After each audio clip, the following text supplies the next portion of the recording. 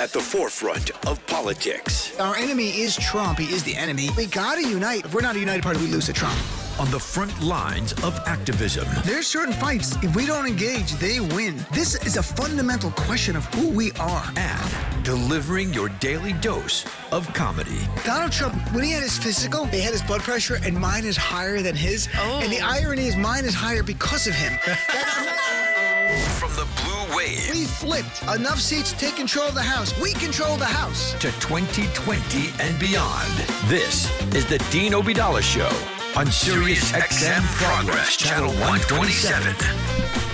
And welcome to the show, brothers and sisters of the resistance. It is Friday, May 31st. I'm Dean Obeidallah. As always, want to be your MBFF. I'll be your MBFF all weekend, even though I'm not here. I'm on Twitter at Dean Obeidallah, or drop me an email. I'll get back to you.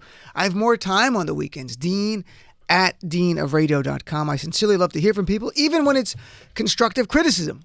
And I got some, and I get it. And we will discuss that here and there. So today, before we talk about some of the big issues, I thought about something today that reminds me of the world we live in and the stakes under Donald Trump. And it's not left or right politics. It's far different than that. And it also reminded me very clearly of how Donald Trump has emboldened the worst of America. And I don't mean his average supporters. I mean the real fringe, the underbelly of America. Today, I met with my lawyers in a lawsuit I have in federal court suing the Daily Stormer, the neo-Nazis. I've talked about it in the past. I'll just remind people quickly if you don't know what that was about. In May of 2017, which was a few months before Charlottesville, I wrote an article for the Daily Beast saying Donald Trump demanded we all say radical Islamic terrorism, but he won't say the words white supremacist terrorism. So I slammed Trump for that, and we already had at the time 3 people killed, potentially 4 at the time, by self-professed white supremacist terrorists, some who were Trump supporters. And I wanted Trump to denounce that. And again, it's before Charlottesville. Well, at the Daily Stormer, which is the nation's biggest neo-Nazi white supremacist website, they were so upset that I had mocked their beloved Trump, because they love Trump, that they had written countless articles during the campaign loving Trump. They fabricated tweets to make it seem like I was involved in the bombing in Manchester, England at the Ariana Grande concert that happened at the time. And they looked like real tweets. Now, they couldn't post the tweets online, but they wrote an article for their Daily Stormer publication named after Der Stürmer, which was Adolf Hitler's favorite publication, and put it out there and said, go confront Dean. Look, he's a terrorist. He claimed responsibility for Manchester, yet he's still out walking around America. Go get him, that kind of stuff. So I got death threats. So, there's 2 ways of responding. One, I guess 3. One is just forget it, ignore it, which you can't do. Second, just go into hiding. So sort of ignore it, but don't confront them. Third is sue them. Take it to their face. So that's what I chose to do. And I have these great people, Muslim advocates, and Latham & Watkins, one of the biggest law firms in America, but they are doing it for free. I can never afford the legal fees involved. It's like a team of lawyers. But in any event, today I had to meet with them to prepare for my testimony, because we're going to enter judgment by default because they're cowards and they didn't respond to the lawsuit. But it took a long time to serve someone connected with it. We had to file a lawsuit in Ohio where Andrew England, the editor of the Daily Stormer, had last lived and had connections and bank accounts. So it's interesting to sit around and think about in 2019, in a few weeks, I'm going to Ohio to fight Nazis who love Trump, who were emboldened by Donald Trump, so emboldened they would fabricate tweets in an effort to silence me as a Muslim American, as an effort to even get me killed, because they want the death threats.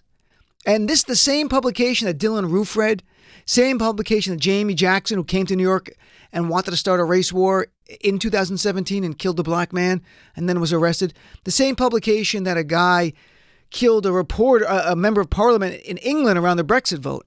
So these are not armchair neo-Nazis. They are bad people. And we're suing them, and I don't think we'll ever collect money. We want to get a judgment against them to send a message.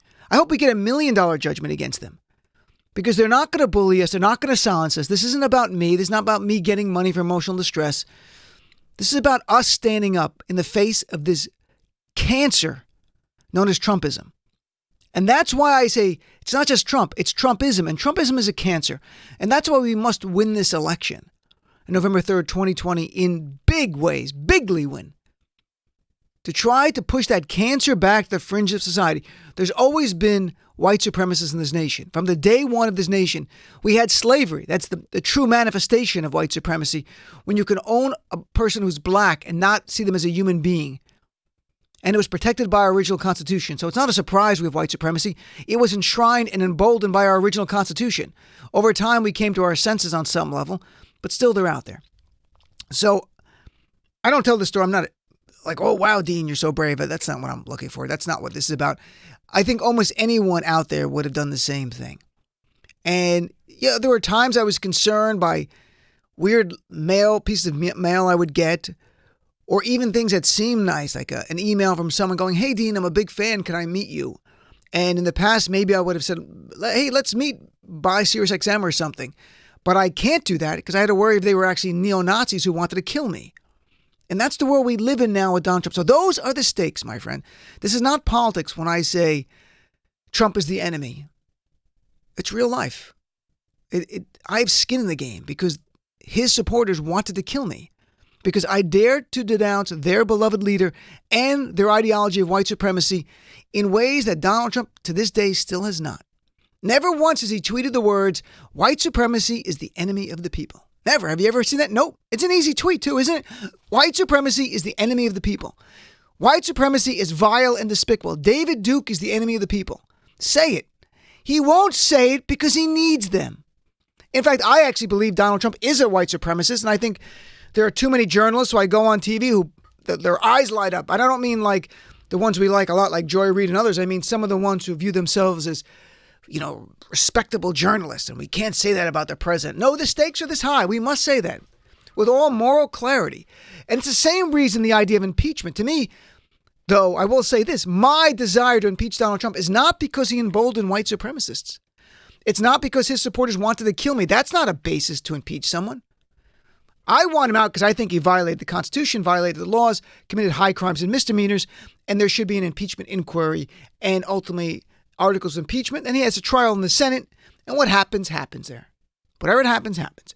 Now, we've been talking for days about should there be impeachment or not, and it's Friday. We can talk about various issues. I do want to touch a little bit on, I don't want to make the entire thing about should there be impeachment. I got a sense of the room here on that.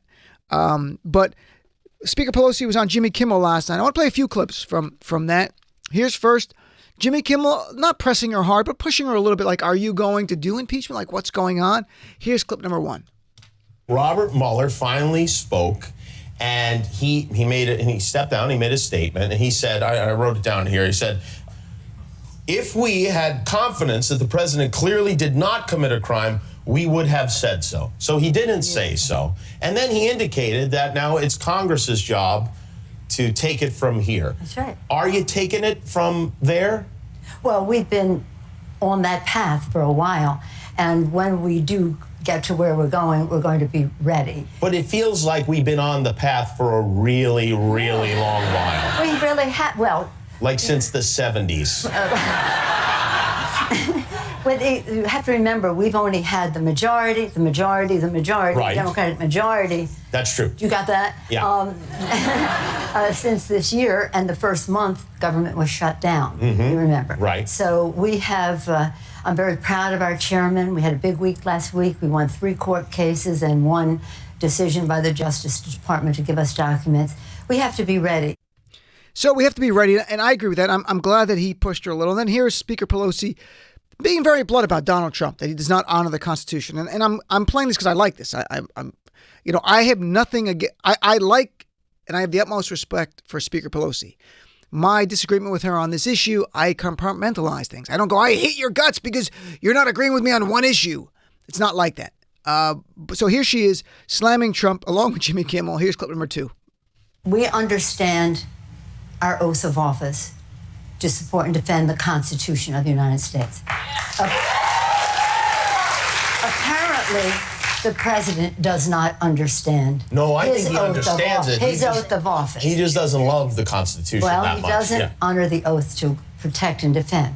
So what we have to do, we know our responsibility, but again, because it is divisive, we have to try to bring people together. E pluribus unum, I quote our founders again, from many one. They couldn't imagine how many we would be or how different we would be from each other. but they knew we had to try and what we did to unify and not divide. Okay, I like the first part of the second, unify, not divide. It's nice rhetoric. It's platitudes. It's nice. And I love it. E pluribus unum. I cite it myself. And then here's the last one, though, and this is actually legally wrong, what she's going to say. I will share with you. And I'll tell you, I'll share my concern after I play the clip about why it's legally wrong and my concern about why she said this. So here's clip number 3. I think the president wants us to impeach him. You think he wants us to impeach him? Well, he knows it's not a good idea to be impeached, but the silver lining for him is then he believes that he would be exonerated by the United States Senate. I see. And there is a school of thought that says if the Senate acquits you, why bring charges against him in the private sector when he's no longer president? So when we go out there with our case, it's got to be ironclad. So because the Senate leans Republican, No, not leans. Yeah. Completely in the pocket of Donald Trump, Republican. Right. So, right. Yeah. And you think that those Republican senators, even if they know he committed a crime, will side with Donald Trump? They have been every day, and not one of them has spoken up. Right. And absolutely, she's 100% right there. The GOP has not spoken up. What was legally incorrect, and I'm not going to imbue it with sinister motive that she's doing this to mislead people. There's nothing about if you have a trial in the Senate and you're not impeached or removed. Actually, the impeachment would have happened. You have the removal trial. If you're not removed by a 2/3 vote, that you cannot be tried for crimes. Double jeopardy does not apply to that. It's not a court proceeding. It's a political proceeding. I think either one, she just got that wrong. The worst case scenario is that she's trying to build support for her position, which is no impeachment now, and intentionally misleading. And I'm not saying she's doing that, but a light went off in the back of my head that maybe if that's what she really wants to get us there, she's going to make that argument so others repeat and go, look, I think he should be impeached too, but he'll never be removed in the Senate. And then guess what? We cannot criminally try him for his crimes. And there might be some people going, wow, you're right. That's really bad. Let's just beat him. Let him be tried later. Because if he's acquitted in the Senate, we can't charge him criminally. That's absolutely inaccurate from a legal point of view. Absolutely. There's no basis of that whatsoever. So in any event, this is where we are. Good nature. I had people email me both sides about the issue. I love hearing from people. Some accuse me of not being progressive enough. This is not a progressive Democratic issue. It's kind of weird. Others brought up the fact that Speaker Pelosi's aide just recently said there won't be Medicare for all and told that to insurance companies. They're two different issues. This is not really left versus right or the really progressive versus moderate Democrats in this. We have Democrats who are extremely progressive who have not come out yet saying we need impeachment. And you have others who are more centrist Democrats like Tom Melankowski from New Jersey. I keep bringing him up, who won a swing district, who's come out very strongly. He's one of the 38 or 40 members of the House, said we need impeachment. Because he's a rule of law guy and goes, we can't do this. So we're going to see next week. They've been off this week. Next week they go back. They're going to have their caucus meetings. I will tell you, I sense a rebellion underneath the surface again to get along, to move up, to get better committee assignments or chairs of committees so they don't buck the leadership of Speaker Pelosi. And if people smell that, I think they're going to suffer for that. So we'll see what happens. Another issue I just want to touch on for a little bit, then I'll take your calls, which are the big news today is Trump and the tariffs. Last night he announced it.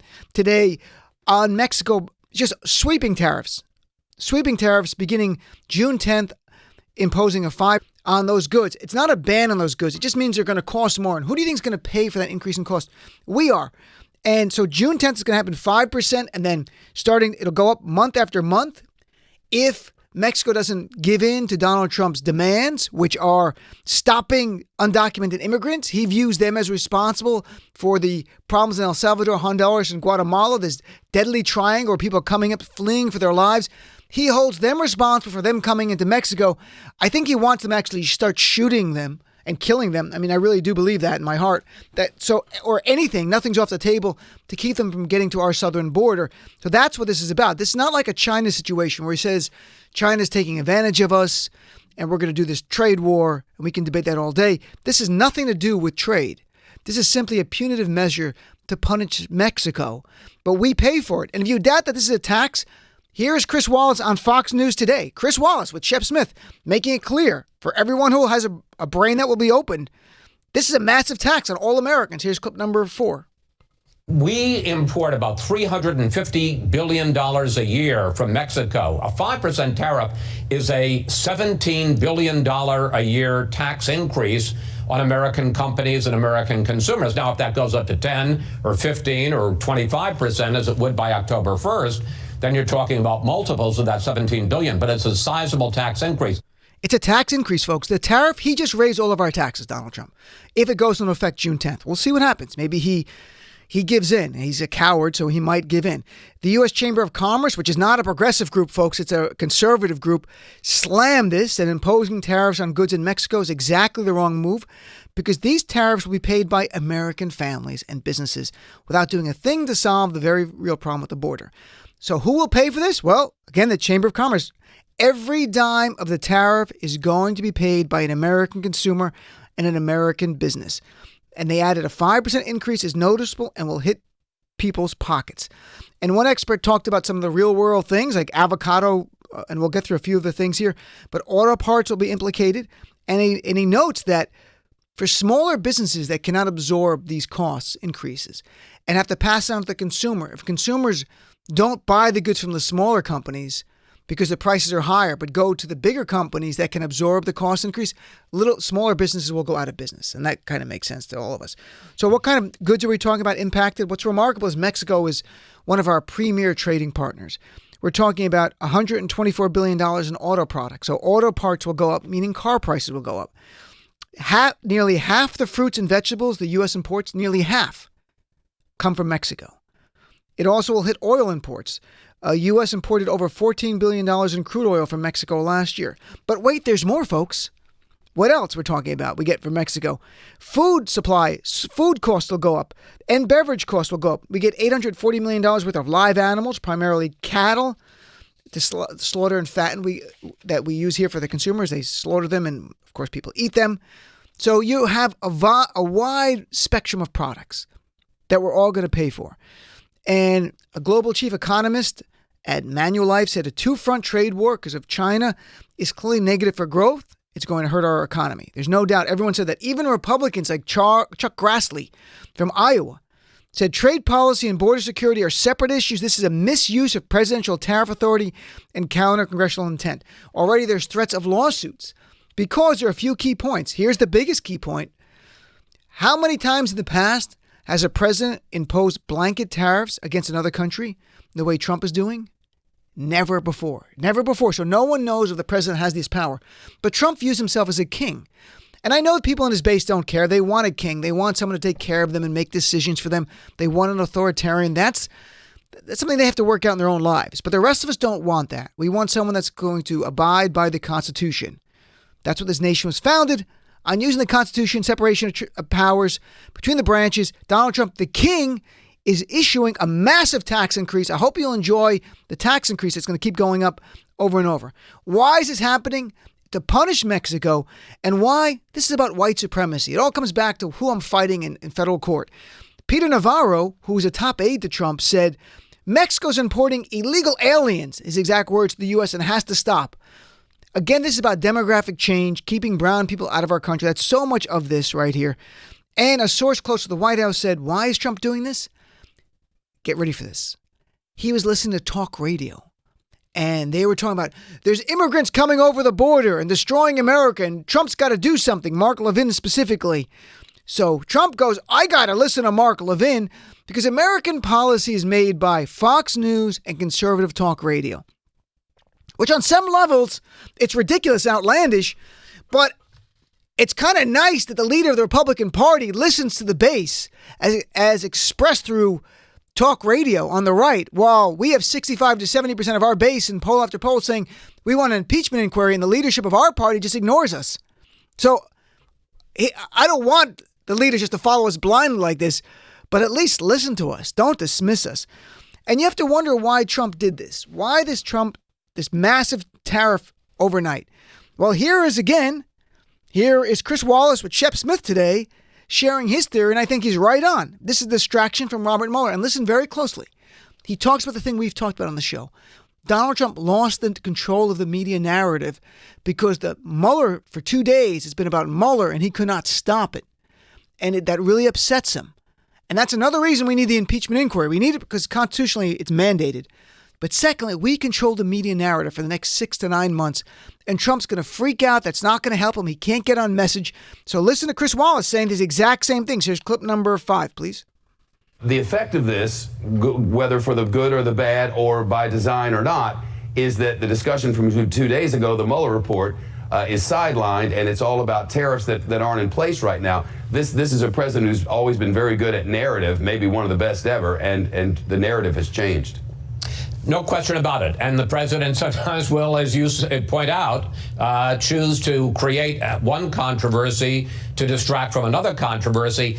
I got to say, though, this is quite a controversy. It and is. when you see the stock market going down 300 points, and you know, you've got Republican senators and some conservative pro-Republican business groups and companies all crying out about it, it's a pretty damaging, bright, shiny object to hold up to get people to stop talking about It is, Robert and when Mueller. So there you go. You got Shep Smith and Chris Wallace, who are two of the few journalists on that channel, being very blunt. Donald Trump wants to control the narrative. He will create chaos and other distractions to do that. Having an impeachment inquiry means we control the narrative. For 6 to 9 months, every day, Donald Trump's on the defensive. If you do not do that, my friends, the narrative we're going to see going forward for the entire summer and the fall is investigating the investigators. And somehow it all will get back to Joe Biden, especially if he ends up being the nominee, that somehow Joe Biden is involved in crime, in investigating the Trump campaign, and lock up Joe Biden, and that's their rallying cry. Let's have Donald Trump on the defensive.